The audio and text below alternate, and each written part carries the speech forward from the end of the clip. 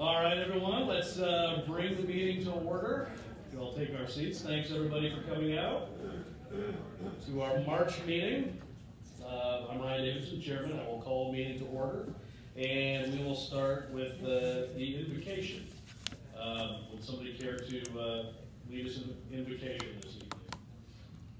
About Lee Legg, right in front there. Lee. Lee, the meeting has started. Are you talking during the meeting?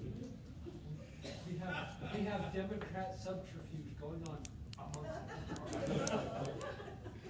Would you care to lead us in an invocation today? I may.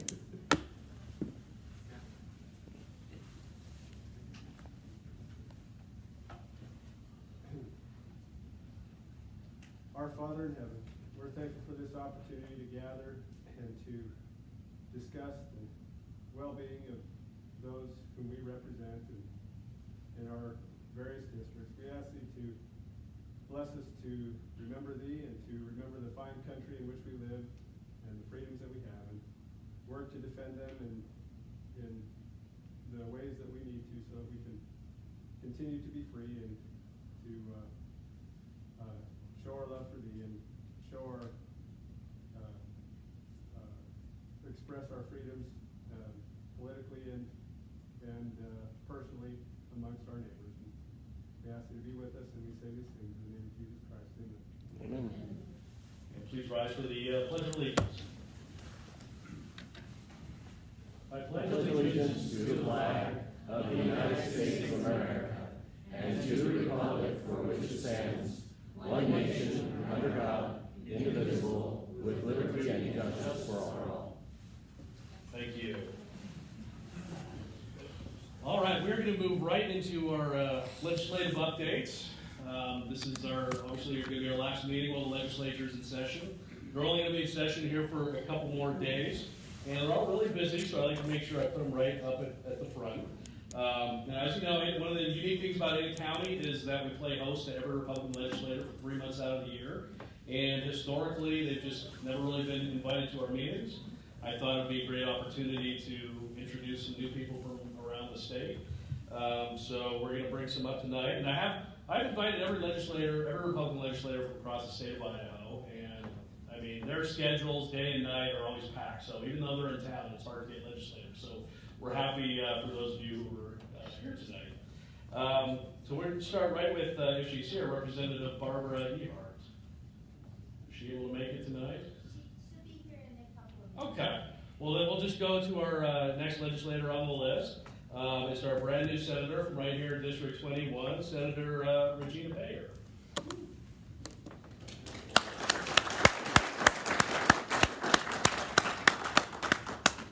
Thank you for coming. Thank you. Hi. Hi. Nice to see you all.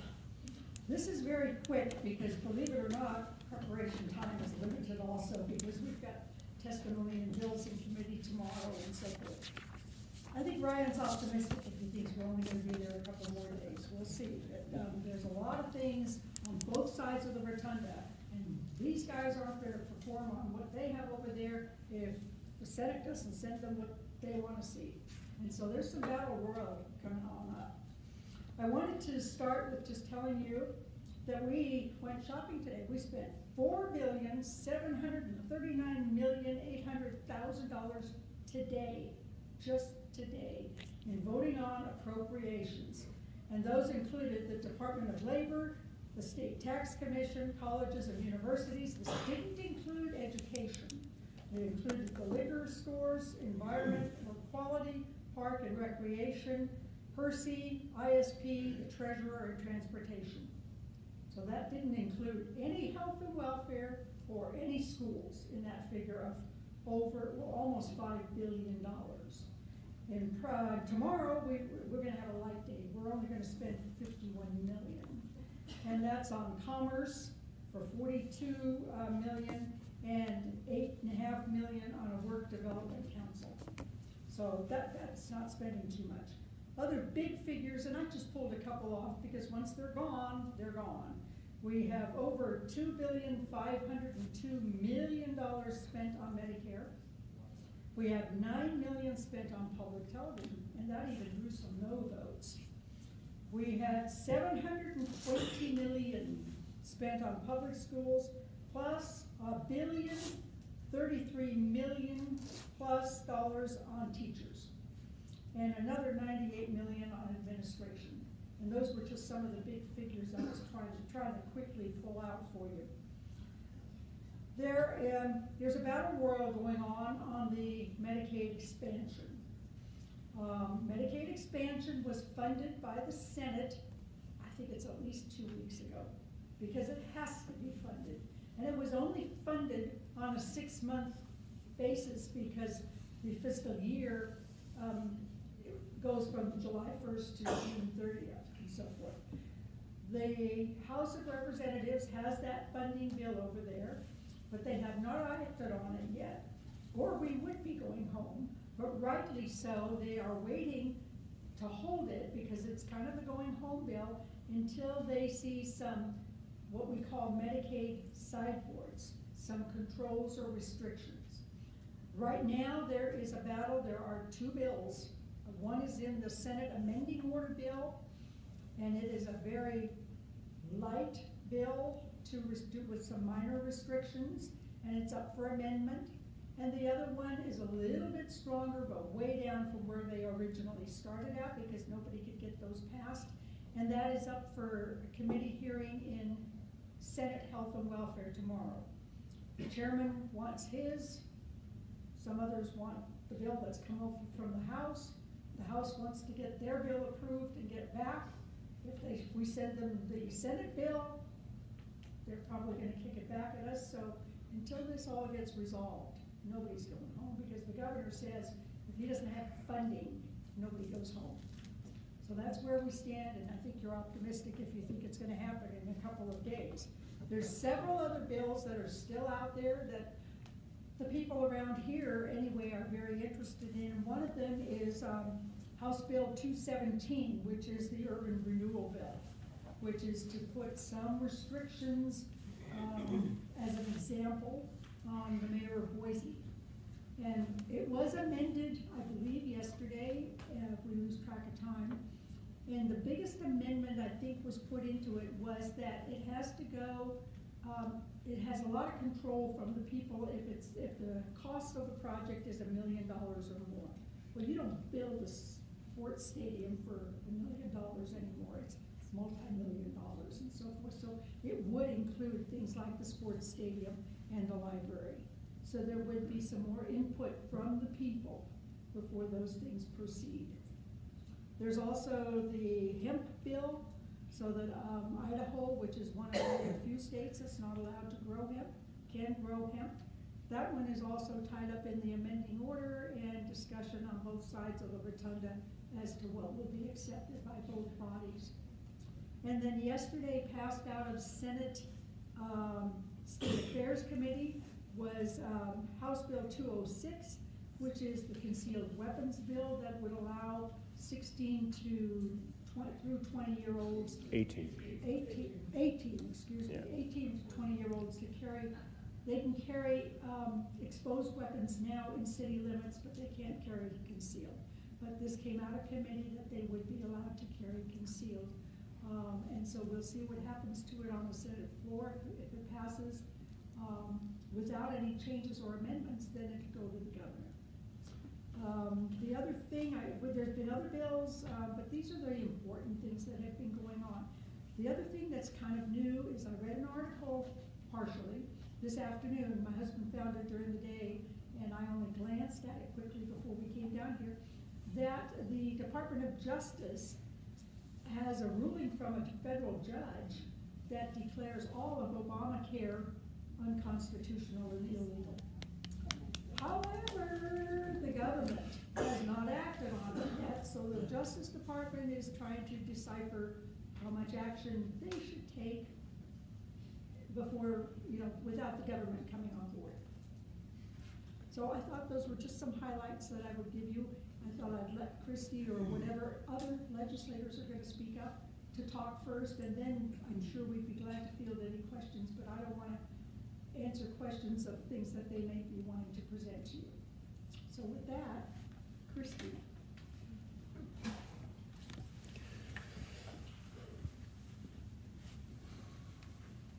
you, Senator Baer. And now we can bring up returning guest, Representative Christy Zitto. And yeah, we'll get through all the legislators and then maybe have them come up and we've got time to do a Q&A with everybody right after. I'm not really dressed for this, and I wasn't really prepared for this, but Yes, you are. It's all good. Regina pretty much covered the highlights of everything that's going on. A little bit of news on the hemp bill. I don't know if you're all familiar with the term radiator capped. And that's when, like, if we send a bill over to the Senate and they decide to amend it, so they send it to amending orders and they gut the thing. And then they put in what they want and it comes back with our bill number, but it's not what we send over there. And that's kind of where, when I left the Capitol tonight, the hemp bill was. We approved it so that it's basically a conformity bill, so that we conform to the stipulations that are in the 2018 Farm Bill. And that's basically what it would do. And so it will be interesting to see in the morning after negotiations tonight, and probably early in the morning, to see how that turns out. I'm really excited about House Bill 206, as Regina said. It would allow so that those young adults between the ages of 18 and 21 will be able to carry concealed in the city limits. Right now, they can carry concealed anywhere in the state, but that less than 1% of real estate in Idaho that falls within the city limits. And you think, well, gosh, that's not a very big lift. That's not a big deal. But if you think about it, and we also need to do this next year for non-residents. Our original bill that we originally had drafted, I made like 4 drafts on this bill, would make it so that those 18 and over and citizens of the United States would be able to carry concealed anywhere in our state. But politics gets involved in the situation, so we had to break them up. But you think, well, you can carry open, you can carry concealed anywhere in the city limits, just take your firearm off or whatever in the city limits. But by the show of hands, how many people in this room can start in Twin Falls and drive to the Oregon border and know how many times you go in and out of the city limit on the freeway? Anybody? I could take a guess, but. I can't. How many of you actually know the city limit boundaries of the city, if you live in the city, if you're a city dweller? How many of you actually know where those boundaries are? Probably less than 1% of you, and I think that's pretty standard across the state. So what we're in essence saying, and we actually got a message from a person who lives and works in Montana, and that's where their job is, but they own a home in Boise City, a townhome. So they come to Boise City every chance they get, they spend money here, they pay property taxes here, they bought real estate here, can't carry his gun concealed in his own home because of the way our law is written down. So it's interesting to me sometimes how these things sound really simple, but then when you really start to get down into what it really means and how it really infringes on your freedom and your liberty, how interesting that really is. So we'll be working on that again next year. But I think at this point, the best thing we can do is ask everybody to pray for us, to pray that the right things will happen to protect the sovereignty of our state. The Medicaid expansion thing is a scary thing for me because right now it's a 90-10 split with the feds, but what happens if they decide not to do the 90-10 split? And what happens if we can't put those sideboards on so that if the federal funding changes, we don't have to fund Medicaid? What if we're forced to fund it then? We will become more and more dependent on money that comes from the federal government. Right now, we're 38% dependent, last time I checked, it might be more now, on money from the federal government. The more money we take from the federal government, the more they tell us how it's going to be, what it's going to look like, and what we are going to do. The more money that we get from the federal government, the less state sovereignty we have. And the Medicaid expansion thing scares me to death for that reason.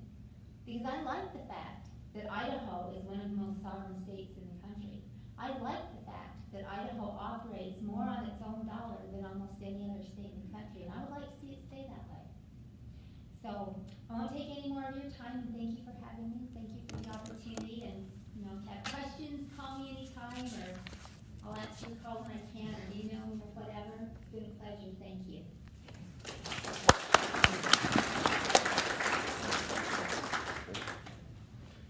All right, did Representative Ehart get here yet? Okay, well, we can move on. I do see a couple other legislators in the crowd. I didn't know they were coming tonight, but we've got some extra time, so if you're interested in coming up and giving any updates, we'd love to have you. If you've got any more volunteers. All right, well, why don't we welcome back for a second time this session, Ray Howell from County County, Representative Tammy Nichols from District 11.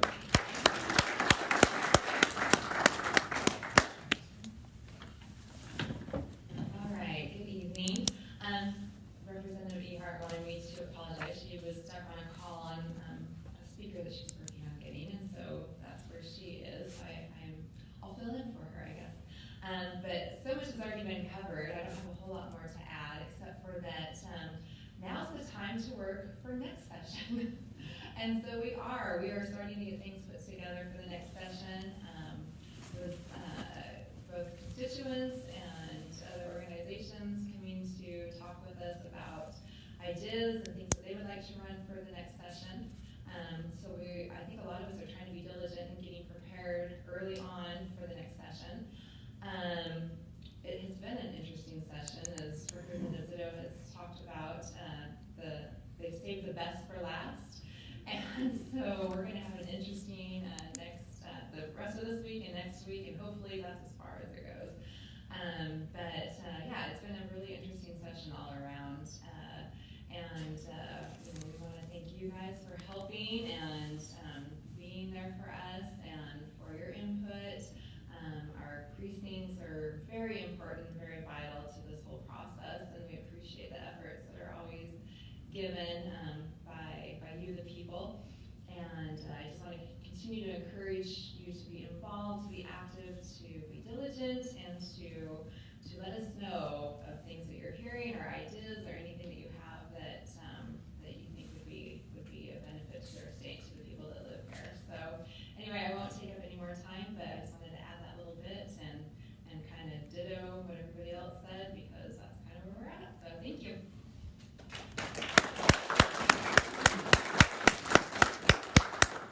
All right, do we have any other legislators who wanted to come up? See you back there. We appreciate you coming. Representative Chad Christensen, please come on up for a return visit.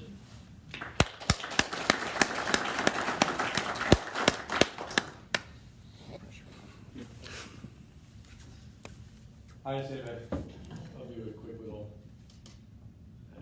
speech here, I guess. Just not know what to say, but to reiterate what the other legislators have said. We're working on House Bill 277 as a sideboard bill, and it's now at the Senate, and we're hoping that'll pass the Senate without any problems and no amendments. It's the watered down sideboard version. It has 20 hours per week work requirement, which I think is pretty lenient. A lot of exemptions for people that get out of those requirements, which is also pretty lenient. Hopefully that will pacify the Senate and the governor. And my school carry bill is on hold this year. I'm kind of disappointed in that. Chairman Harris of the State Affairs Committee has held it and blocked it from being heard at the next step of public hearing, and a little frustrating that the chairman could do that and hold the bill. And I ran for this office because I was frustrated for that very reason. And it's happening to me back in person. So the NRA is on board, the FOP is on board with this bill, and Judy Boyle has helped me quite a bit getting this ready and doing some things on this. So we have a meeting plan for next year. We're going to get back strong and put the pressure on and get it going. So I think it's very important to help our kids and teachers in the school environment and up in their, with their protection. It'll devastate me if we have a shooting in Idaho where the teachers were armed or citizens were armed when it could have passed this year. So that worries me. Hope that doesn't come to pass. It can't happen in Idaho. It can't happen anywhere. Obviously, that teachers carrying or people with mass permits can go into schools will help deter the would-be shooter. That's what I'm doing. That's why I'm working on this bill so passionately. And so make sure I'm going to come back strong and go for it. So, if you have any questions, I'll be happy to answer anything. for the legislators who'd like, come back up and we can kind of do a joint Q&A. We're gonna have a little extra time this evening, so legislators want to come back and you've got some questions, I'm sure they'd be happy to answer. And, you know, I'd like to start it off. I'd like to ask, and each of you can answer, but what's been the most frustrating part about being a legislator? Getting bills out of the committee so you can hear them. Right, yeah, just as I just mentioned, the chairman blocking my bill, and what, you know, Senator Baird just said. There's bills that come over from the House. There was, you know, I was looking forward to carrying the one that was related to vaccines. It was an opt-in rather than an opt-out. And the chairman says, absolutely not, there's no way I'm gonna hear it. And that's frustrating. I'll echo that too. I had a few that I wanted to run this year. Some were brought to me by constituents, and some were just ideas I already had going into office. One that we tried to get back out was the grocery tax repeal, and it just wasn't going to make headway this year. So anyway, but yeah, that is frustrating, and sometimes you'll have a lot of hoops that they want you to jump through just to get. And my idea is this: is that, you know, try to hear as much as you can, get it out there, let the committee decide on if it's a bill that's worthy of passing or not. But a lot of the times you have chairmen that they just give you all sorts of hoops to jump through first, and some of them are not even, there's just no way it's gonna happen. So sometimes it feels like you're having to win the football game before you even get a chance to play it. And so yeah, that is a frustrating part of it, because you want to be able to bring all the ideas, as many as you can, the good, the bad, and the ugly, and at least get them out there so that they can be heard, they can be debated, they can be discussed, and you can proceed from there. So we'll see. We'll bring them back next year, though. Well, we're actually live streaming on Facebook, and we have a question. How many executive branch rules get put into chairman's drawers? So the rules don't, just the bills. Right, just the bills, because of the way the rulemaking process is set up. So every rule has to be reviewed every 3 years. And then when it's that section of rules turn to be reviewed, they have public hearing, and then they'll go to the germane committee, either on the House or the Senate side.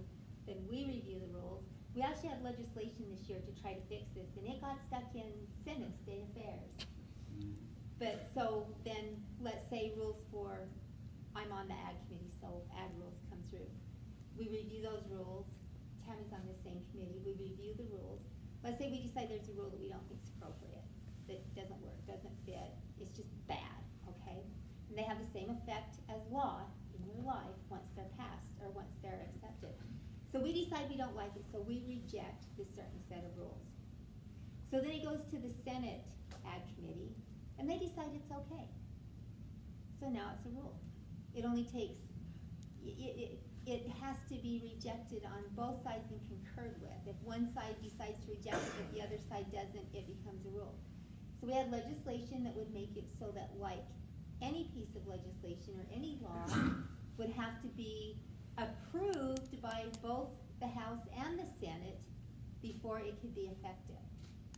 And that piece of legislation, as I said, is stuck in House State Affairs. So The other side of that story is also, say that the House, this was just an example in health and welfare, they approve a rule, but then they send it over, they don't even send it over to the Senate. We hear that they approve a rule, but then further information comes out on that rule, and it proves not to be good, and it proves to be a bad rule. Our hands are tied, because once it is approved by one body, it's approved. And the health and welfare book is that thick. It is unbelievable.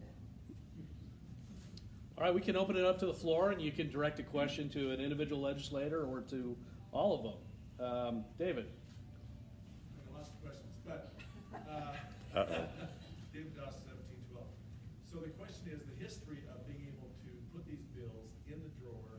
What's the history behind that, and why is that still allowed? I guess that probably goes back to the rulemaking process, I'm guessing, which would probably fill us in. Leadership will tell you that we run on a committee basis, and chairmen are the leaders of their committee, and they are the rulers, and what they say gets heard, gets heard. Now, the other side is chairman listen to leadership, so where does the buck come from? It comes from higher than the chairman on a general basis. They're not 100% their own bosses.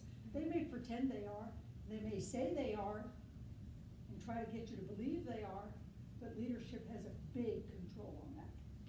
And if you look at Mason's rules, and those are the rules that we use, we don't use, Roberts, we use Mason's. According to Mason's rules, the committee chairman facilitates the business of the committee. The committee chairman does not. Speak at the mic. Oh, I'm sorry. The committee chairman does not own the committee. The committee chairman is there to facilitate the business of the committee. So how a bill starts is it starts as an RS or routing slip. And at that time, it's private property that belongs to whomever had it drafted and had it RS. Then when we take it to the committee for a print hearing, if it receives a unanimous vote from the committee members and receives a print hearing, that bill then belongs to the committee, not to the committee chairman. It belongs to the committee technically. And so it should be at the discretion of the committee to choose to do what to do with that bill. They can hold it to committee, they can send it to the floor, they can amend it, whatever they choose to do, but it's theirs. But up until that time, it's private property of the person who had it written. Now, if I had any say in the thing, I think that bill should have a print hearing. That if someone puts enough time and effort and citizens would like to have this heard, that it should at least have a print hearing. I think that the vetting process should be done at the print hearing as well. And then we can decide if it's a good bill, we'll give it a print hearing, a print. If it's not, we'll turn it back. But it should at least have the opportunity to see the light of day. Somebody on Facebook wrote, where is their control written? And it's my understanding, I think, does the Constitution say that the House and Senate can write their own rules? And so that's where the committee system comes from, the rules written by the House and the Senate, probably 100 years ago. I don't have an answer on that. I believe that's correct. We did work on rules this year. Yeah, we did work. We on did. it this year, yeah. There's So- another concept too, and you don't have Rule 14 in the House, do you? In the Senate, we have what is called Rule 14. And I get a lot of emails on that, especially when we didn't get a bill out of committee. And they say, well, exercise Rule 14. And Rule 14 says that any senator can make a motion on the Senate floor to bring a bill out of committee because we want to vote on it. And I think I'm sure it needs 2/3 concurrence from the body in order to get that bill out. Why didn't you do this? Why didn't you get that bill? Why didn't you ask for it? Well, there's 35 senators. You have to have 2/3 of approval. You're not going to get any votes from the Democrats. They're not going to approve to bring out a bill that you want out because they're not seeing it that way or will it come out. You're not going to get leadership because they're already standing up for the committee process. And you're not going to get any committee chairman because they've been appointed by leadership. So it's almost, unless it's something that leadership orders or dictates, it's a hopeless process. It isn't going to happen. Edward. So first of all, I want to thank Representative Zito for standing up for the Second Amendment rights of young people. And I think we're young for such a short period of time in our lives. It's so easy once we're beyond that to, just ignore their needs, but it really is critical what you're doing, and I support that. I'm wondering, my question is, what is the resistance to the out-of-state concealed carry? Because I normally I'm pretty good at arguing both sides of the issue. I just do not see the other side. What's the idea that a Wyomingite is somehow more predisposed to commit a violent crime in Idaho than Idaho? And I just don't get it. So I'm curious as to what you've heard in terms of your resistance. I don't get it either. But what I do get is this. I had the bill drafted so that it was 18 and older and a citizen or a legal resident of the United States. And it has to be that way because there's Supreme Court ruling that if you're a legal resident, you have the same standing as a citizen of the United States. So I had the bill drafted that way, and I took it to the chairman of State Affairs, and he said, you have to, the hoops that Tammy was talking about, you have to take it to these two other members on the committee, and if you can get their okie dokie, we'll go with it. and that didn't happen. And what I was told by the one is, I don't really care about the rights of these people who live outside of our state, I'm just worried about people in Idaho. And I asked a couple of other people in leadership the same thing that aren't in that committee, and that was the response that I got. But then, I started to do a little bit of research, and just like the gentleman from Montana who owns a home and pays property taxes and pays for his real estate here, out-of-state tourists, hunters, and visitors spend something like $34 billion a year into our economy. And so what we're saying to them is, you come here and spend all the money you want, we don't really care about your rights once beyond that, especially your gun rights. And it's really just a moot point. The Sheriff's Association this year sponsored a bill, a bounty hunter bill. So to be a bounty hunter now in the state of Idaho, you can be 18 and older, or a legal resident, or a citizen of the United States to come into the state of Idaho and bounty hunt. But my sons can't come into the state of Idaho and carry a weapon concealed in the city limits. So I don't have a good answer for you other than that. I hope that helps. I don't think they have a good answer either. Thank you. Lee. Relay 1614. So you got you found the 10% for Medicaid expansion. Can I get an idea of where that magic money came from? I can't remember. 10 million came from the Millennium Fund, which is the settlement from the tobacco, and that will get us through 6 months. And I'll be honest with you, I don't really know where the rest of the money is going to come from except the general fund. I don't know where else you would get it. Representative Horman stood up on the floor the other day, and she went down a list of cuts that they had made in JFAC to be able to accommodate for the 10% that would have to. There were cuts in education, transportation, so your kids' school, your roads and bridges.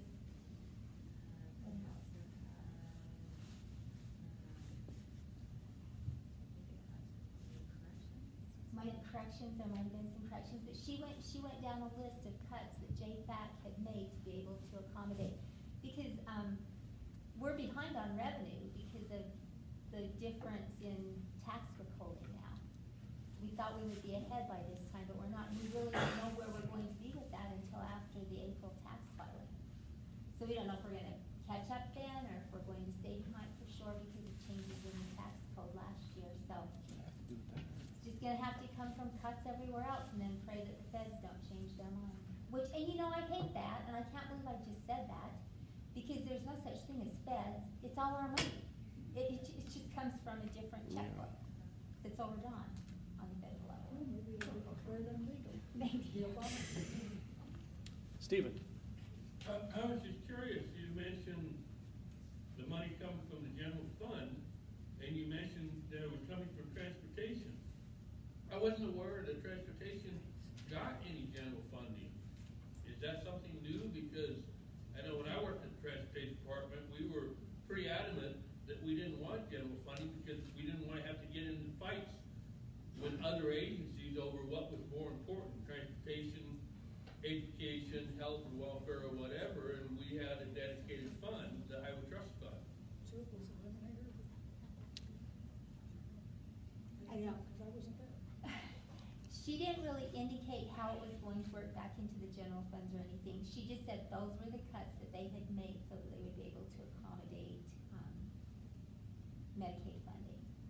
So that's all I know, because I'm not on JFAC and I read it, but that's what she said on the floor the other day. So that's what I know about that. If anybody. That's what I know too. Victor. Victor Miller, 1412. Could you talk about what sidebars actually are and what that actually means and what they look like in reality in the legislation that's, what is that going to look like?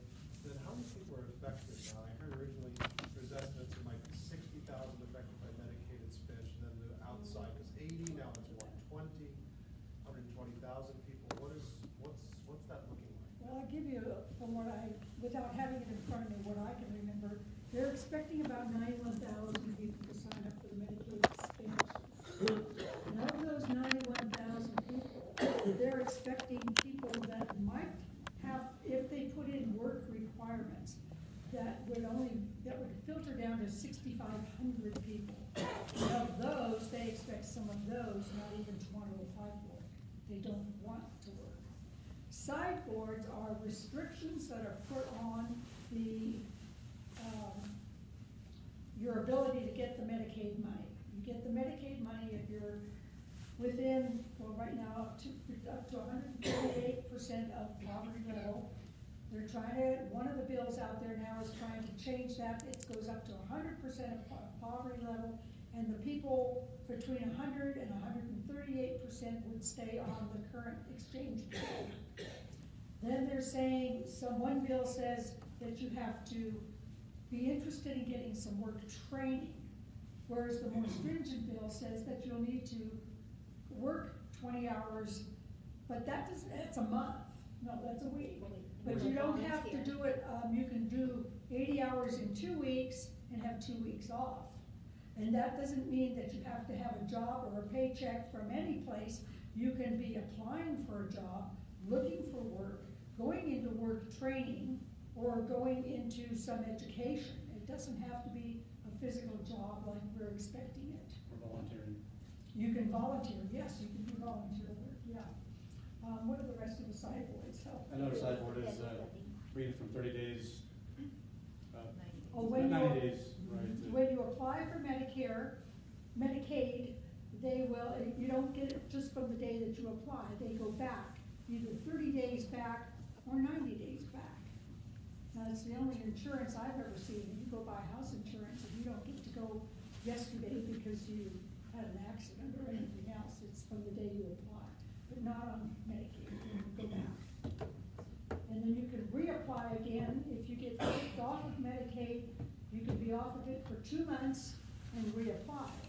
But if the sideboard says you can go back 30 days, you're really only off for a month. David. Well, it seems to me that we continue to chase symptoms.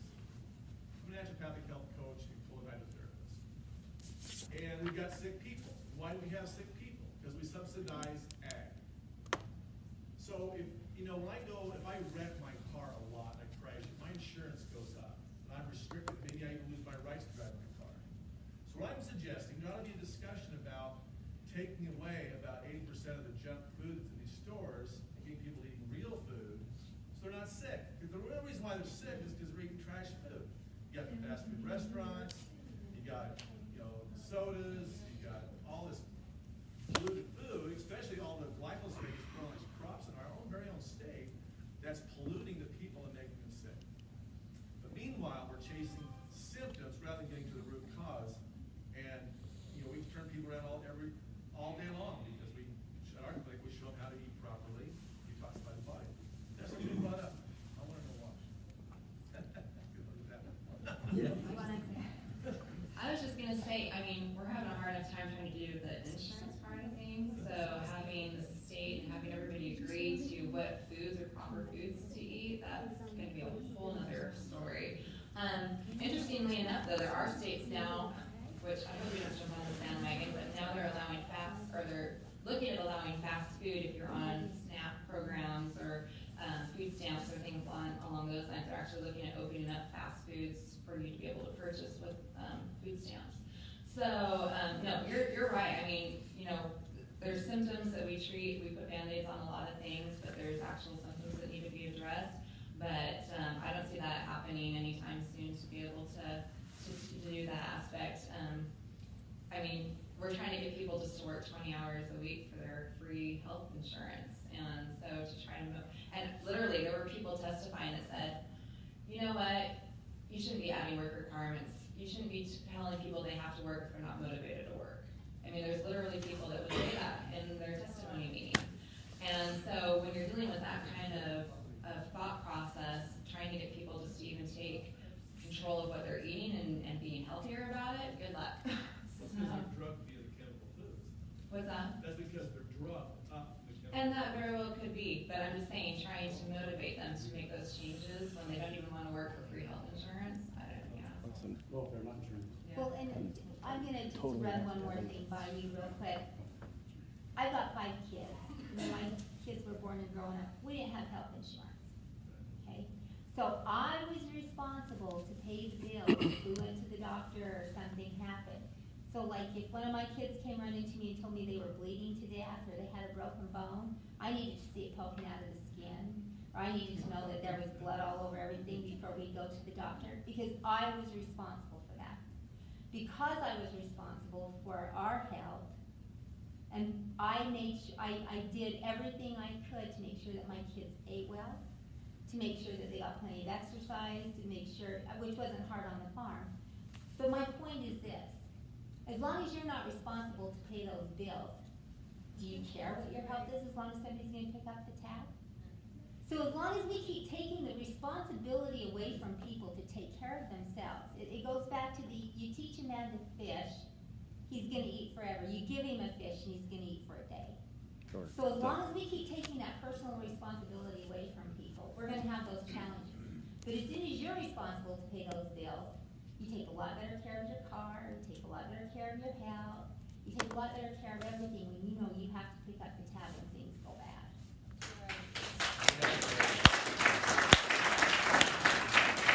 I'm gonna add one more thing to that. I sit on Ag Committee over in the Senate too. And when we had the Potato Commission do their presentation, and it's really interesting to see all the different commissions do their presentations on it. It's the part of the economy, a great part of the economy of the state of Idaho. And I asked them specifically about Roundup, and do you use Roundup in your fields?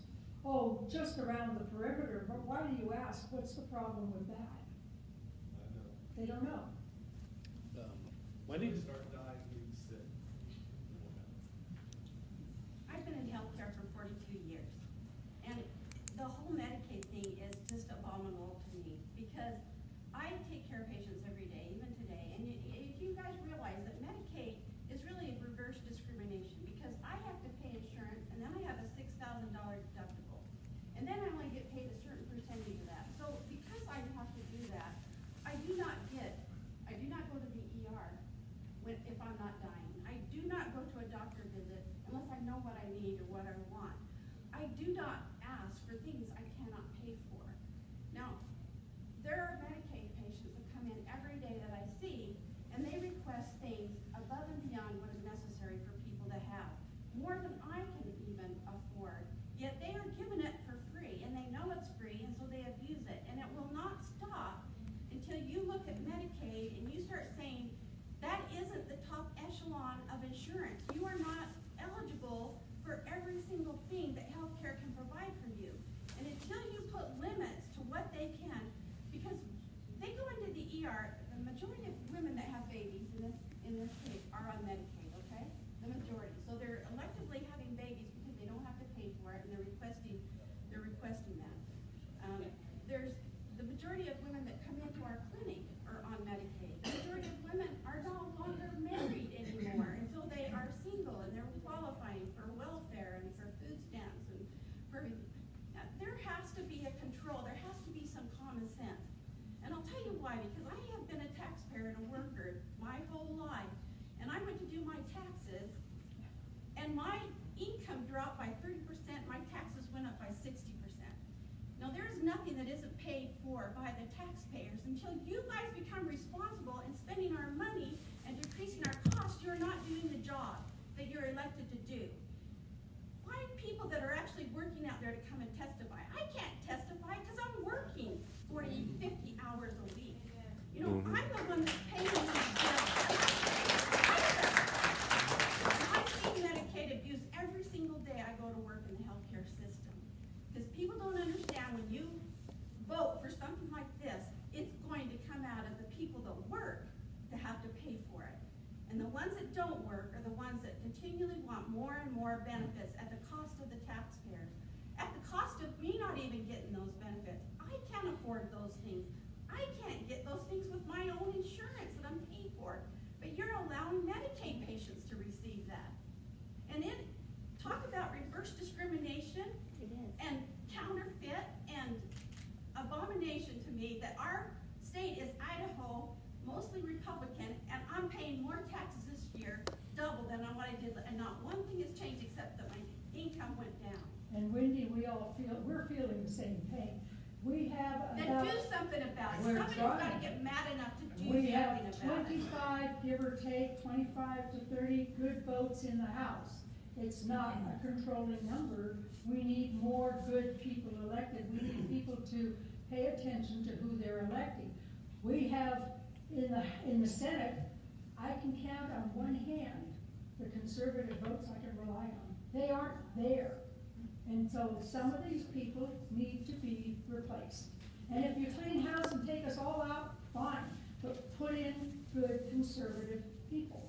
We have people right now in the Senate that are placating the Democrats because their district is turning Democrat and they want to get reelected next time. We don't have their votes. Well, you need to appeal to the people that are actually paying the taxes and actually having their income ripped from them. What And you doing right need now? people like me to go in there and testify. Give me a time and a date, and I'll go tell them what healthcare is right now. 42 years of healthcare, and it is slowly being whisked away from the people that have to pay for it to the people that don't want to work for it. And you're 100% right. And the other thing that you all need to realize, just how important it is that you vote. And I'm going to get into this referendum thing a little bit today because I voted for it. And I voted for it for the exact reason that you're talking about. Millions and millions and millions and millions of dollars came into our state to support Proposition 2. Hospitals are the biggest business in the state of Idaho, 28,000 plus employees. Not only that, they don't pay property tax. They get tax breaks and tax credits. They have millions of dollars to spend. They hire the highest paid lobbyists Well, in I'll the tell state you, of I did Idaho. not vote for Medicaid expansion. I know, I didn't did not vote either. for it. It is illegal and we should not Exactly. have it. We shouldn't have. But Until you find a way to pay those- for it without increasing exactly. taxes, do not fund it. Well, and I would vote not to fund it, but you don't have enough people who do, and that's why. You have 4 people standing here who represent citizens.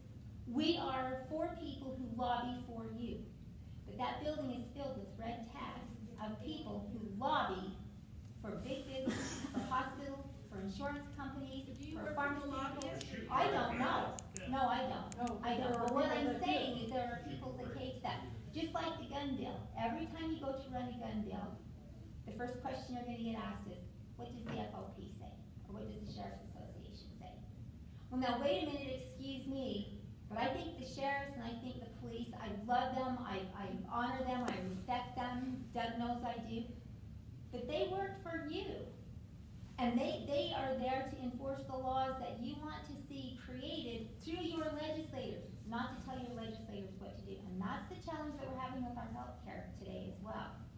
You have too many people who are listening not to the citizens, and that's why I voted for the referendum clampdown, because as long as we have But what Proposition hope we 2. have if we can't get any of this fixed? I know. I feel- I'm just as I frustrated really as you feel are. hopeless in this state because I saw my taxes double. Exactly, and I am just as frustrated.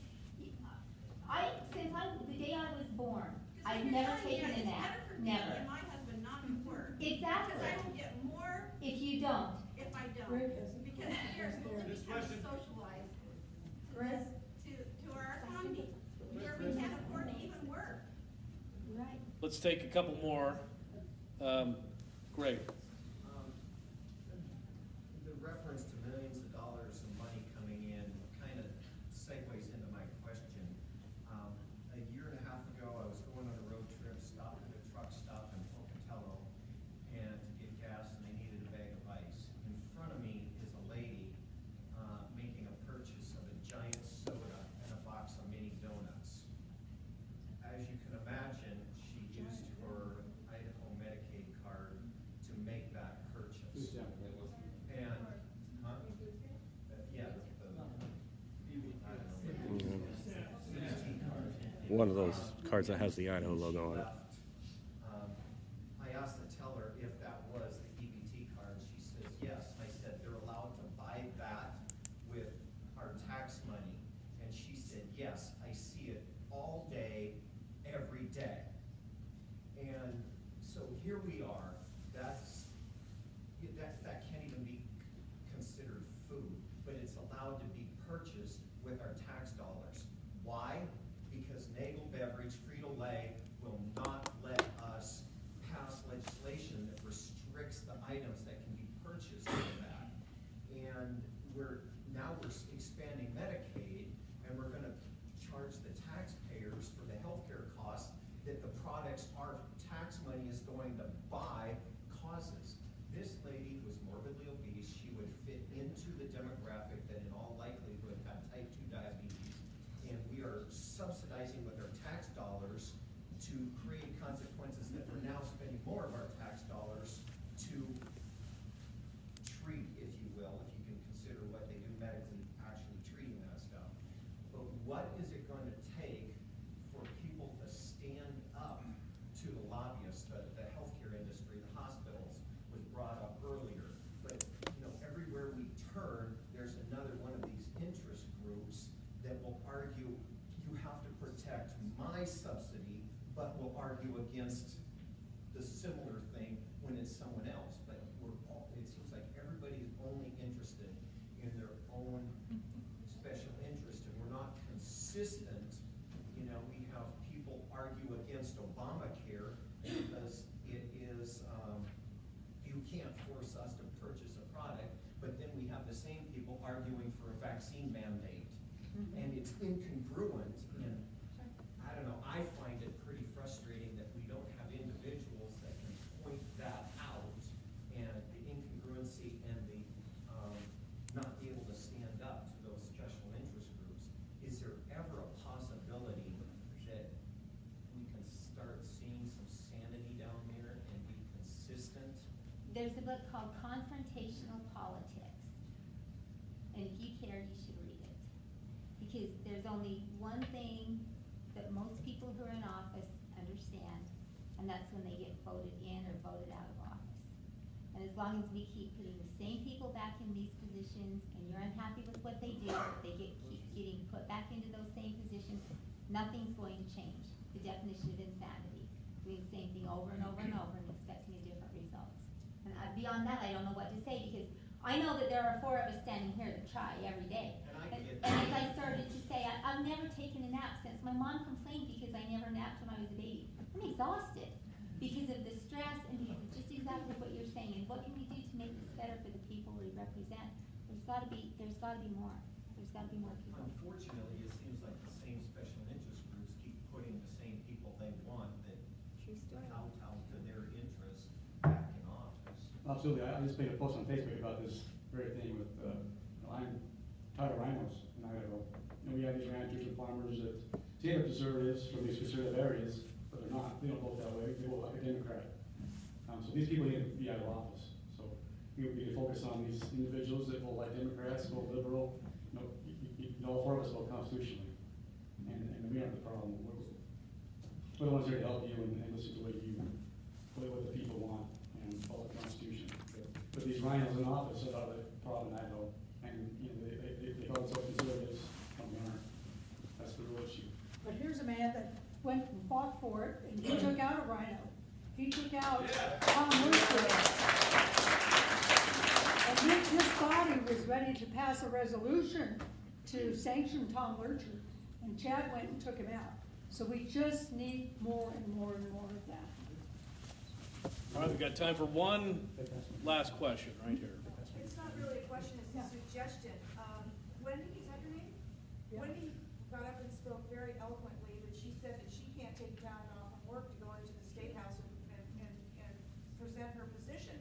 Why don't you have the ability for people to sign up so that you can video it and present it at these hearings? Because you're getting only the people with the pitchforks coming down there. They're not working, they're going down there and they're getting their way. I can answer part of this. Okay.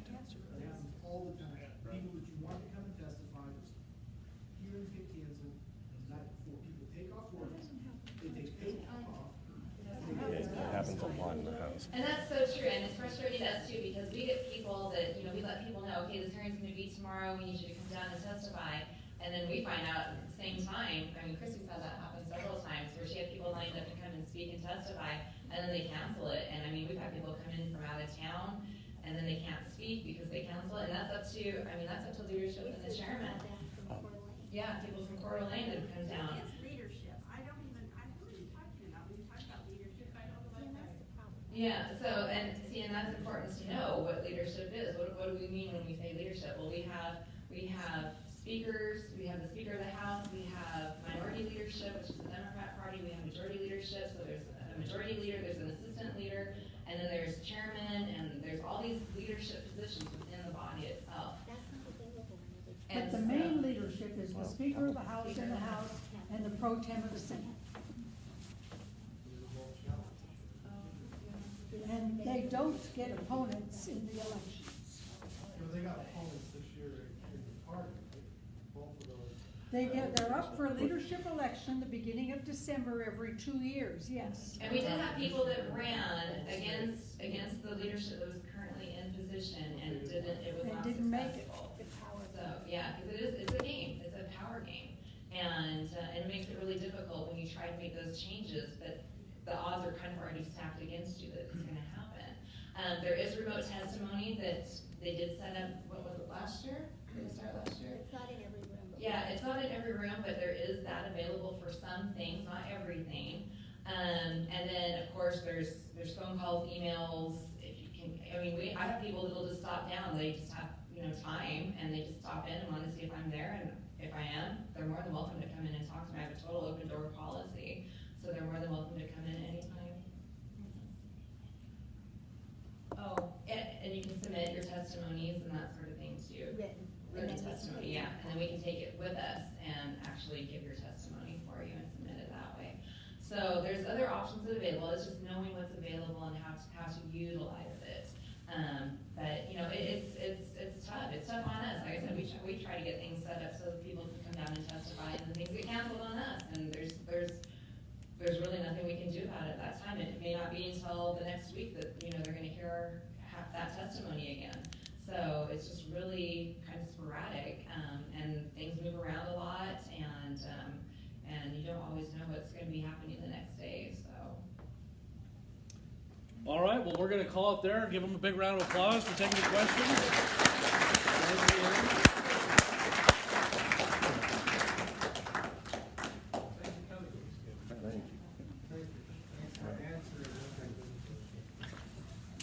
Be a perfect time to talk about the whole selecting people after the convention thing. And kick out rhinos that way.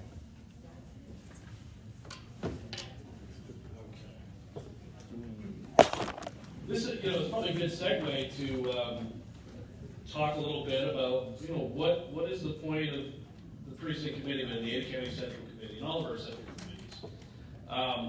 We are all elected by voters in our neighborhood, and a lot of people don't think that the central committee should, give ideas or instructions to their legislators or county commissioners. That's never really been my opinion. I see the Central Committee as a vehicle to build up ideas from each of our precincts, from talking to people in our community, and being their voice and being able to give those ideas to our legislators and put the little pressure on to get the result. We're up against an army of special interests and who have endless money. I look at the Central Committee as sort of the special interest of the citizens, or the special interest of the Republican Party. This group has as much sway as any special interest when we're talking about our elected officials in our area. So earlier in the year, well, actually starting last year, as you recall, we came up with a committee to address a specific issue, and that was related to municipal elections. This was an issue that had never been brought up by the legislature. It was the Central Committee who passed a resolution, as well as state convention, saying we would like the city elections to go from nonpartisan to partisan. Simple change, but again, it's never been brought up in the legislature. We assembled a great committee who did some great work, and they got that information to some of our Ada County legislators, 3 of who actually spent a good deal of time working on the issue this year. Unfortunately, like a lot of new ideas, it wasn't able to garner enough support to get past the initial stages. But we've certainly planted the seeds, and for people who've been involved in politics a long time, even legislators, they know it doesn't always happen on the first time. Jason Monks was saying in some of his testimony today, he's tried to get a bill going for the last 5 sessions, and finally this session, they let him introduce the bill, and then it died in committee. So even as a legislator, it is hard to necessarily get your ideas in. But we as a precinct committeeman have a certain amount of influence with our legislators. We're the ones who are out campaigning for them, putting up their signs, helping them get elected, and listening to our, what our constituents want. And so I would like to see in the future, this body come up with more ideas, resolutions, and then be able to follow up on them with our legislators, kind of like we've done with our municipal reform committee. So please keep that in mind. Power of this body to be able to bring ideas to our legislators and hold them to it, not just hand them over peacefully and take a step back, but to hand them over with the instructions that, this is what we want, we're going to keep an eye on it. Again, we do have a resolutions committee. Any precinct committeeman can submit a resolution to the resolution committee to be voted on, and if it gets a majority there, it comes to the full body for a vote, and that's basically how we pass our resolutions. From there, again, historically, we haven't done anything with resolutions. They just kind of sit there.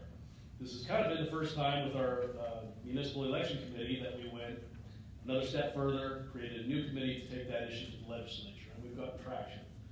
So please, everybody keep that in mind. If you do have a proposed resolution, you can just email it to myself or the secretary, and we will get it to a resolutions committee. All right, so we're going to keep going on the agenda. I don't believe we have a quorum unless We do not have a quorum. okay, we're a couple short tonight. Point of inquiry, what was the number? 36. Damn. Okay, a few shy. We will try. 43. We will try harder next month. So unfortunately, without a quorum, we can't get to some of the business, but we can still keep going down the agenda. So apologies to the people that are here to be appointed to precinct seats or alternate seats. We will have to take that up next month. So we did include minutes from January. They are in your agenda. If you want to read them, we didn't have a quorum last month either. When we move the date, it always affects attendance.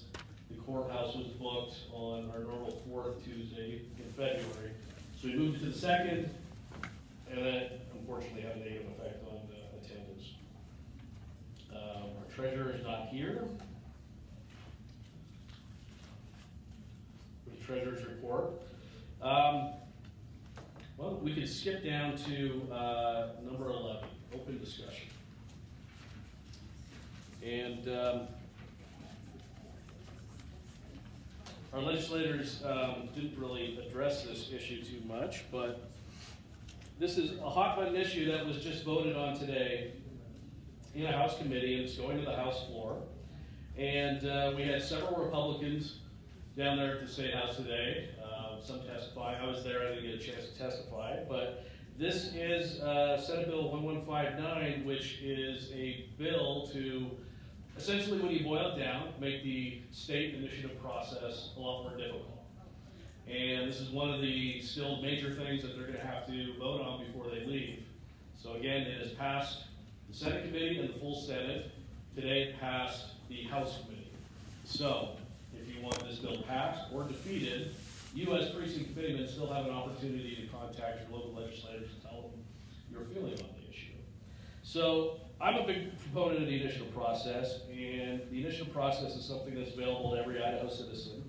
So I thought we would just sort of open it up to discussion, and again, we're not going to take any actual vote on that, but we, like I said, we had some people testifying, and it really does, so the votes in the Senate did not seem to go down any particular party line or even ideological line. 3 of our 8 county senators voted against it, and 2 voted for it, based on my recollection. So it's definitely split, and a lot of good arguments on both sides, but I just wanted to sort of throw it open. Victor Miller was one of the people testifying, but maybe you could come up and sort of restate your testimony and give your thoughts on Senate Bill 1159. Sure. Can we do this?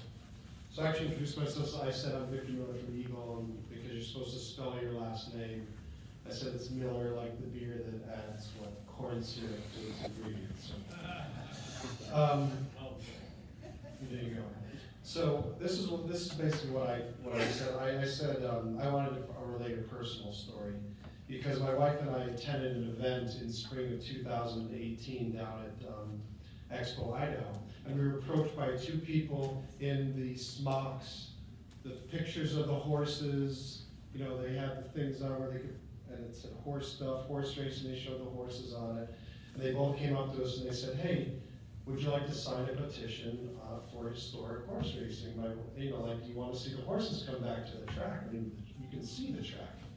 And we're saying, "Yeah, that sounds good." So they handed us the petitions to my wife and I, and we signed the petition. And I look at my wife's petition, and it's different than my petition.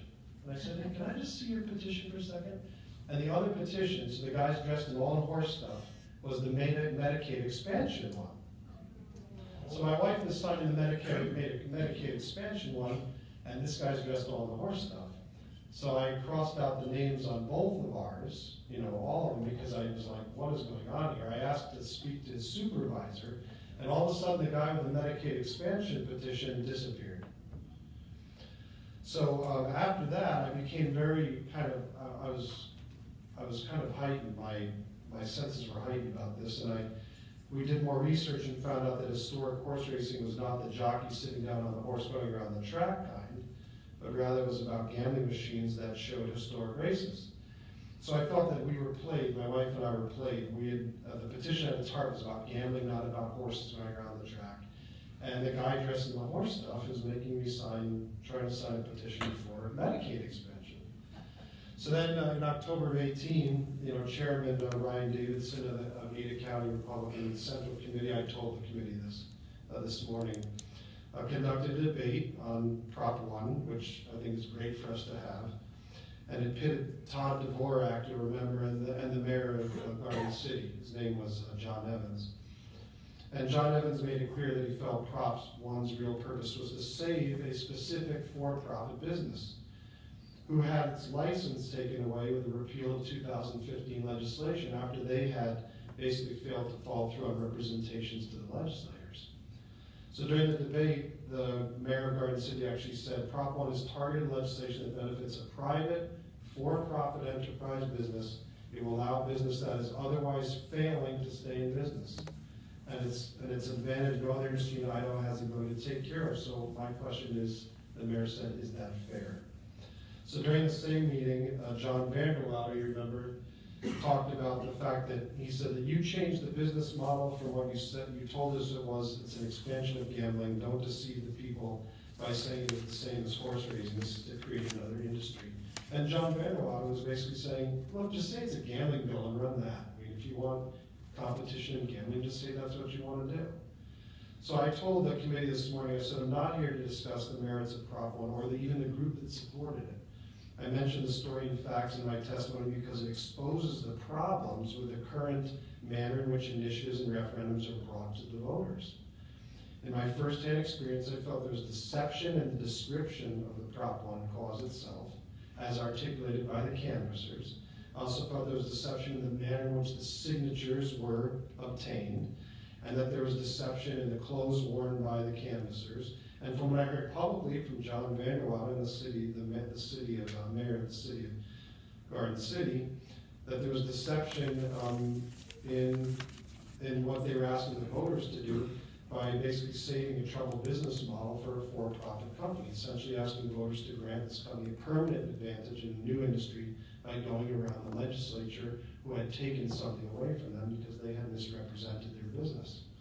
So I said basically, between the concerns I saw in the canvassing and the concerns that the referendum process they could use for any for-profit business. In other words, anyone could buy their way onto the ballot. It seemed clear that the initiative and referendum process was lax, and a legislation that created more transparency, more financial disclosure, that proposed increasing voter input and assent, that gauged statewide support for something, and that was targeted in terms of its timeframes for obtaining signatures, all I felt would be beneficial to making the process work better. So I actually urged them to vote yes and to support the measure of 1159. So that's what I basically testified to this morning. So, yes. Yeah, Victor, I love you, man, but I love you too. you signed something that you didn't read, and nothing in what you just said has anything to do with 1159. I could argue Sure that it does. issue either way, but frankly, the fact that you signed something you didn't read has got nothing to do with whether or not we should increase the requirements for getting an initiative on the ballot in Idaho. That's all I have to say about that. And I would disagree because it's basically it was gambling, and it was not presented as a gambling bill. And people, Why didn't you read it? if you'd asked, I did read it. Why'd you sign it? Sign what? He unsigned it, so.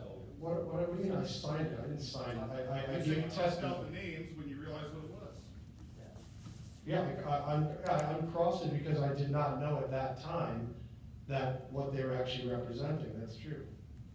But I did the additional research and found out exactly what was being represented, and I didn't think it was fair. No, I don't understand. I guess I don't understand your central issue. Is the petition? No, what is your petition? No, I want to know, what is your issue? Well, yeah, so you're saying these people misrepresented what it was, but I mean, you had a petition there in front of you, right, to sign? Right, but do you know there's almost no detail? Have you ever read one of those petitions? Yeah. There's no details in them. Well, I think I'd be able to discern horse racing from Medicaid expansion. That's what. I crossed off my name from both petitions. All right. Yes, because I didn't want Medicaid expansion. I know, but I didn't just want wonder why you signed it in the gambling. first place. Because my wife didn't realize that it was guys dressed in horse I gotta stuff. tell you, it sounds like a personal problem. This is Yeah, circling around. I don't agree. What can I tell you? That's why I actually looked at it and didn't sign it. But just proves your point. I love you too. Next. Mr. Chair, a lot of other people, Mr. Chair, will not read it, and it's just a problem. The guy was dressed in horse stuff and handed the petition saying it was for horse racing, one was for Medicaid expansion. May I come up and talk quickly? in Sure, response to it's an open discussion, so if you want to come up and share your thoughts, you're welcome to. I've often thought in life one of the most important things is the story is always in the telling. And I think more time was spent in discussing how a fellow was deceived rather than the merits or the lack of merits of the legislation. And that, I would say, could also be seen as deceptive. I would say the discussion is what we really want is more people to participate in the democratic process. And if people out of an interest bring forth an issue that's important to them, I would hope that the legislature would embrace us in trying to be an active electorate. And that's why I've always thought the initiative process is very important in allowing the voting public to speak along with our representatives, both in the House and Senate. So I would hope that Senate Bill, 1159? Would be voted down, because I would like to see more people being responsible, reading the petition, going to the website, understanding the issue, and making a wise and conscientious decision when it does get to the vote. And nothing is going to let us participate more than us being able to design what the legislation looks like. Thank you very much. I've got a question for the floor. So I've personally been involved in a lot of initiative campaigns, both at the state level and the city level, for being, the author of initiatives to being an employer employee gathering signatures on an initiative. And I had my own adventure in Blaine County when I was doing city initiatives, and the Blaine County councilman broke the law, which got me inspired enough to take a lawsuit all the way up to the Supreme Court, which inevitably broke in my favor, upholding initiative rights at the city level. But I did a lot of studying on initiative law to prep for the Supreme Court. And the initiative process came to Idaho in about 1910, 1911, somewhere around that era. And pretty much every state around that time that has it. Less than half the states have the initiative process, I think 22 or 23. But through my research, I found that every legislature in every state, whether it was a Republican legislature or Democrat legislature, always would have the tendency to restrict the initiative process bit by bit. There's never was a state that made the initiative process easier as it went along. So as we see some of the initiatives that came through in Idaho, go back to the Luna laws, a couple other ones over the last 10 years, when an initiative passed that the legislature didn't like, inevitably the result was to pass some laws to make the process a little bit harder. So what we are seeing in the legislature today is clearly a reaction to the Medicaid expansion ballot initiative. Most Republicans, well, some Republicans liked it, but not every Republican legislator liked it. And I think there's always this historical antagonism between the legislators and the people when it comes to legislation. It's basically we're saying you didn't do your job, so we're going to do it for you. That's always going to have a combative role. And so I think some of the proponents of this bill, which will make the initiative process harder, the goal is to de facto erase the initiative process, but very few of them seem to want to say that. Some people will say, I wish we could get rid of the initiative process. But I think this bill is attempting to seriously put it into the initiative process. Let's talk a little bit about what it does. It increases, the two major things are that it increases the number of signatures and decreases the amount of time you have to get it. So I believe it's going from, you used to have 18 months to gather signatures to 6 months, and the signature requirement is going from 6% to 10%. And it's not just 10% anywhere, it's in 2/3 of the legislative districts. It's 30, 32, and 35. Right. It's 91%.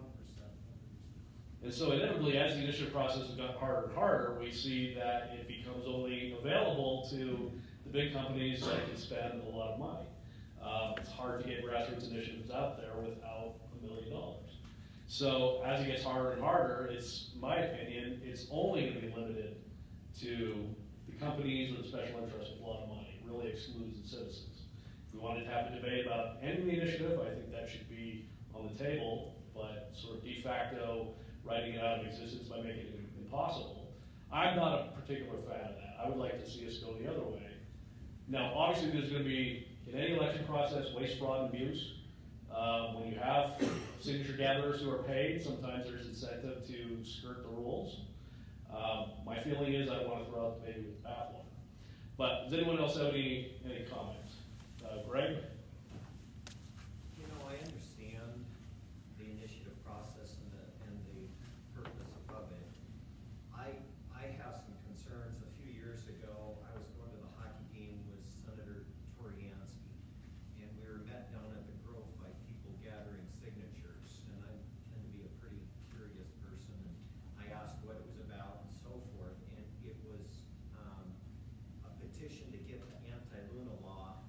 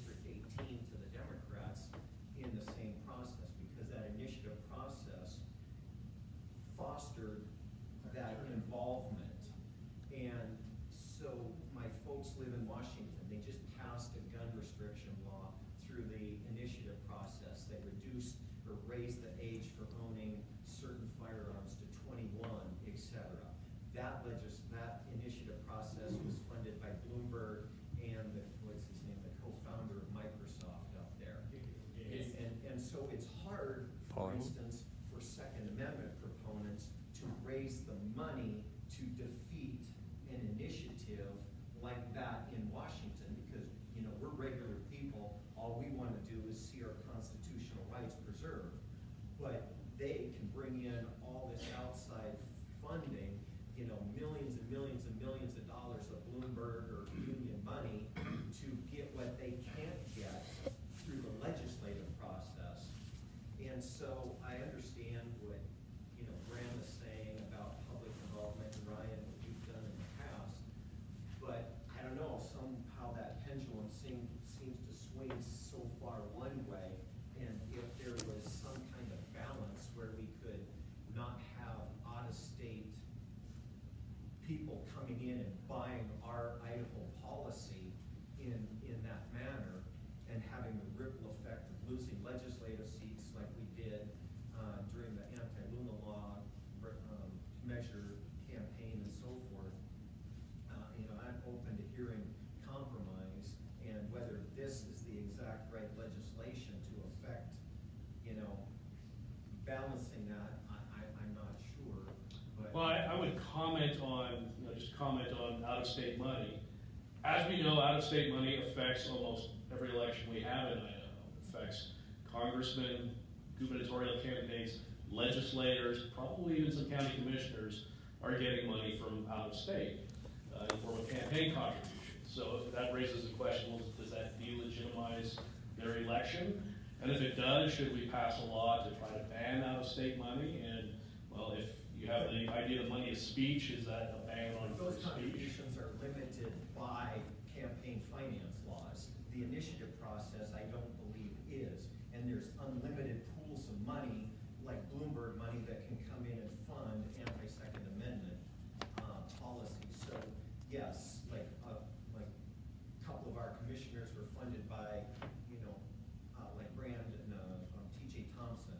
He was getting funding from out-of-area money from the Pocatello Firefighters Union to affect the Ada County commissioner race. So that kind of stuff is happening all the time, but it's already limited by campaign contribution laws, where the initiative process isn't, I don't believe. Does anyone else have any other comments, Dan? Or, you know, Dan? Yeah, Dan Miller. Hey, what happened was when I was in the military, I spent 22 years in California. And, Did you get foreign duty paid for that? How good. So anyway, 22 years, during that time, I got to watch a lot of the legislative processes and what was happening in California. And where California is today is due much to the initiative process. What happened was, the legislators literally got lazy and waited to see what the people wanted. Then they would wait for the initiative process to happen instead. Then they would act on what the people were saying. Much of the finances, because the people were voting themselves money, voting themselves different situations where they could get money. It was like the old Roman days, you keep, you know, providing money for yourself. And that's where they are today. The legislators basically are not acting, they're just waiting for the result of the initiative process. I think it's important for the people that have an input, but I just look at it as it's just used the wrong way, and I have no problem making it a little more stiff. All right. Now, wrote it down because I want to be very clear on what I'm saying and what I'm not saying. And to the actual Senate bill at hand. What are the initiative thresholds? This was partially answered already. And what was the population makeup when they were enacted? We've kind of skipped over that, but shouldn't it scale? Well, they gave us stats today. One of the last 30, 1930s was one of the 8% Well, I think the most recent change was 2013 when they went from, I believe it was statewide, and then they went to, you have to get a certain percentage of the legislative. Right, the original number in the Constitution was 12, right? No, when they amended the Constitution, it was 12. And then it got bumped down 10, and then 6. Yeah, and I think it was statewide, you could gather the signatures anywhere in the state. And so, So there's been a lot, I hear a lot of, I would say, Ada County discrimination down at the legislature, because they're pointing at us going, you guys are screwing over the rural counties, which to me is insulting, because I have a lot more in common with North Idaho Republicans than I do with Ada County Democrats.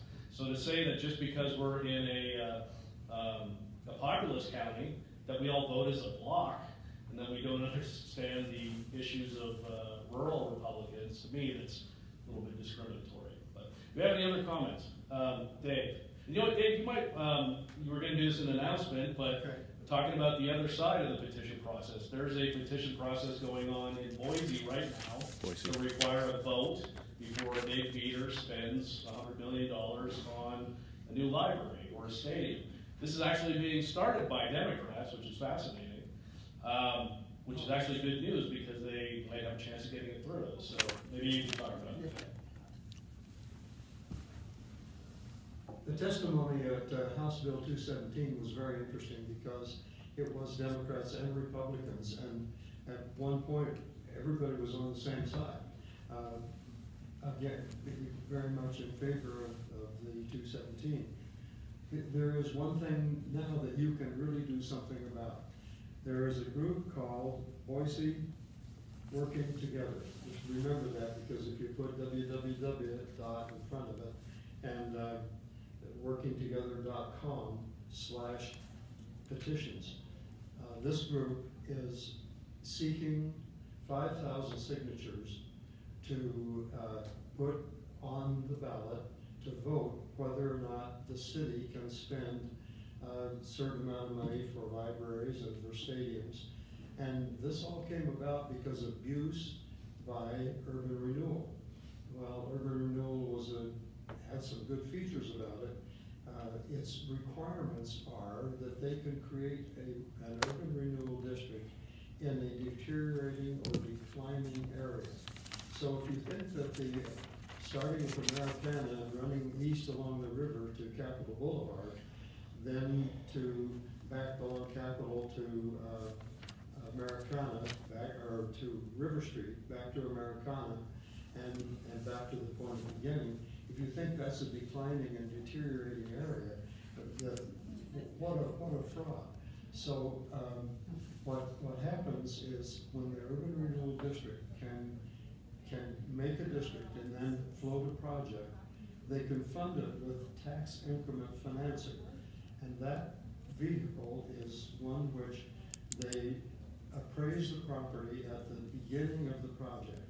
And the taxation for that valuation continues to go to all of the taxing bodies who are involved. Then they look for the increments. They say that the project is going to increase the property values in the area. All of that increment, tax increment financing, goes to pay back the bonds. And then it's the same old story. If the bond fails, then it goes back to the taxpayers to pay the bond.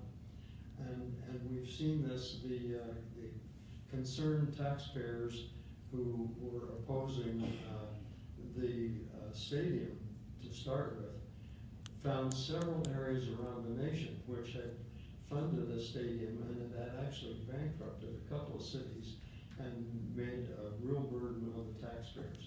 So what can happen now is go to that website and help this group of people that brought back Boise Working Together to gather petitions to get this on the ballot. It will say that any library over 25 million has to go to a vote of the people. Any stadium over $5 million has to go to a vote of the people. So it's something you can do right now. I see it as a prospect of gaining way more than the 5,000 signatures needed. I have a question, Mayor. As far as the stadium isn't going to be a public stadium. It's a private stadium, and the people behind it are presently, and it's in a depressed area. If you think between Fairview and Maine, where the old Chevrolet dealership was, is not depressed, that area is Well, That's a Steve, different stadium. What? That's a different stadium. No, that's where the stadium's gonna go. Originally, they were talking about over where the old Kmart is. They've traded land, they're now looking at that side. But my point is, on the stadium, the city is only proposing putting $3 million into the project with the urban redevelopment funding. And in return, we'll get usage by the city of the property, not the grounds themselves. And so they're arguing that they're investing $3 million in redevelopment. that's not exactly right. The project is 40 million, 3 million from the city, $1 million from the developer, the balance from the urban renewal agency through tax increment financing. Okay, so it's actually city money, okay, is the 3 million, and they're gonna get, they feel more than 3 million worth out of that investment for the public good.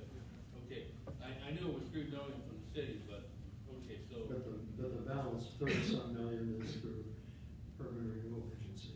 Sir, do you have to live in Boise to sign that petition, or you can live in other areas of your county, or just Boise? Well, there's no state laws that say that, I actually went to federal court and won the right as a citizen of one city to be able to circulate petitions in another city on First Amendment grounds. So, but I don't think this is actually a legal initiative petition, it's just a petition without the trappings of the initiative process, I think. But we're getting too far off the rails just on the specifics of urban renewal. The whole point is there are other petition things going on right now that may have some positive value, so please check out that website if you are all interested in getting more info and circulating petitions. We can kind of maybe take just one more on just the initiative process in general, in the back. My name's Jerry Gibbs. I live at Eagle. I've lived there for a year and a half. I moved here from Washington State. I was a precinct committee officer in Washington State for over 10 years. I was also working with Tim Eyman on initiatives in Washington State. And in 2015 and 2016, I ran my own referendum in Pierce County to stop a construction process by the county to build a $320 million county city building. We gathered 38,000 signatures. We got 58% of the approval, even after the ballot title was manipulated by the prosecutor to make it a tricky ballot situation. I'm a real right of the people type of person, a grassroots type of person. What has happened in Washington State that I'd like to warn Idaho about is that the initiative process has been weaponized by the liberals and the Democrats in this country, where they move into particular states and they get it in Washington. We heard the gentleman talk about the gun initiatives, 594, 1639 was the most recent one.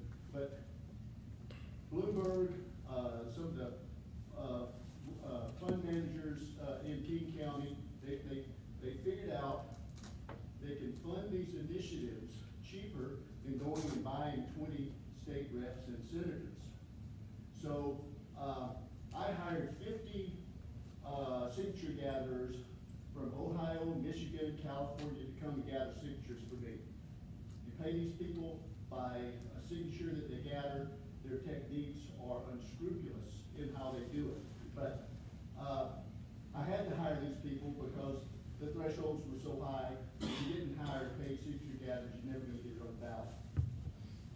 These were really unscrupulous, mostly renegade people. And when I got the signatures from them 2 times a week, I had my 38 laid on the table. But these people were tough customers. But the initiative process has been weaponized, and it's coming to Idaho. You saw it in Proposition 2. I think it was mostly Idaho people that were pushing the horse racing initiative, but the Medicare expansion was funded by outside money, because they can do that instead of going and making a legislator take a tough vote. So that process has been weaponized. I've looked at 1159, and I think expanding the requirements to make them get particular signatures out of particular. In Washington State, they go to Seattle, they get all the signatures they want right from Seattle. Expanding that to make it statewide, where they spread out and make it a little bit more difficult, I think that's reasonable. I do support the initiative process, but I want to warn you that they're going to come to Idaho and they're going to get their gun legislation, is what they want to do. And they've got the outside money to do it. So beware. I think the 1159 should be supported. And that's just my lesson learned from Washington State. Thank you, Jerry. So I think we'll call it there. I think that was a good discussion. And again, if you feel passionate about this issue, pro or con, the thing to do is contact your local House member. So it's House is the last place it's going to go to. Senate is already voted. So again, just contact your House member with your thoughts. So I want to skip ahead to we had some proposed committees, and Jeff, would you want to come talk? So again, we had pretty good success with our municipal election reform committee. I think it's great if we have people who want to tackle a specific issue, that we can find some volunteers and put together a committee. So if you flip in your agenda to the last 2 pages, get some of the proposed committees up on there, and one was submitted by Jeff Ehlers from Precinct 2201. Thank you, Ryan. Jeff Ehlers, 2201. You can see here the basic summary, the email I sent to Ryan. So what I'm looking for is volunteers, people that are interested in basically understanding the issue of keeping Republicans elected in Ada County as it transitions to more urban. Some specific things on there. What can we learn from other areas that have gone through this transition? Why did this occur in the last election? What can we do with these purple areas? How can we keep them red? And then particularly even in the blue areas, can we switch them and go on the offensive and turn them red? I'd like this to be a data-driven committee. I hope to get Phil McGrain on there to provide some of the numbers and the data behind why these things happen. The output being hopefully understanding better why things happen in elections, particularly in Ada County, and what action items we can do because of it. So if you're looking, please, thank you to the gallery. So if you're interested, please contact me or go through Ryan as well. And I'll keep talking.